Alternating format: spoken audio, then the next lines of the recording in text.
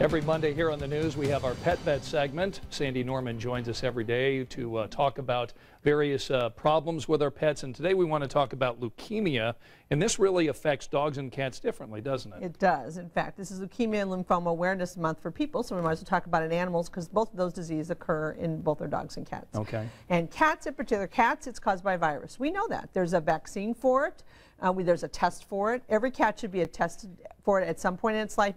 If it's a kitten, you should test it, when it's a kitten. If it never goes outside and has contact with other cats, it's not going to catch it because we know it's contagious between cats. The trouble is that cats can have the virus and not be ill at any point, so they can pass it on to other cats. So if your cat does go outside, you want to make sure that it's tested for yes. sure. Yes, and if it goes in and out, if you have an outside cat, you should be tested periodically because if it comes in contact with a cat that's infected, it can get the virus. Now, it doesn't necessarily mean it's going to get cancer at that point in time, but it could be later in the disease. So you should always know the status of your cat, leukemia, what we call FELV and FIV-wise. Those are retroviruses. And how about dogs? How are dogs affected? Dogs, we don't know that there's a virus. It's very similar to people. We study dogs because people and dogs are in the same environment. So since we don't know the cause of leukemia, lymphoma, it's compatible to study them because they live in the same environment. So dogs have the advantage of being part of drug studies, and that helps a great deal. Right.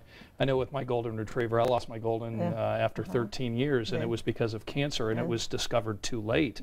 Is that what you end up finding with people? They see there's some other health problems involved with their pets, they bring them in, and it's too late? Yeah, it's too late. That's the trouble with leukemia and lymphoma. We tend to just diagnose it later in dogs, so we don't pick it up. So if your veterinarian says, we need blood tests before we have this surgical procedure, we need blood tests because they're a senior, do that, because the sooner we diagnose it, we can use the same chemotherapy agents and we can give them good quality life. I've seen dogs live 3 and 4 years after leukemia and lymphoma, so we can give them good quality of life. So do those blood tests. If you notice your dog is tired because the red count might be low or having trouble finding, then have them go in and have a blood test. We tend to diagnose them too late to get a cure. So it's a good idea to do blood tests on your dog when you're asked to, because that way we might be able to pick it up a little bit sooner. Seems like it's appropriate on Blue Monday to actually have a pet named Blue. Yeah, and that's very good. This is Blue. Blue is a terrier mix. He weighs about 30 pounds. What a cute dog. He's just adorable. 1-year-old neutered male.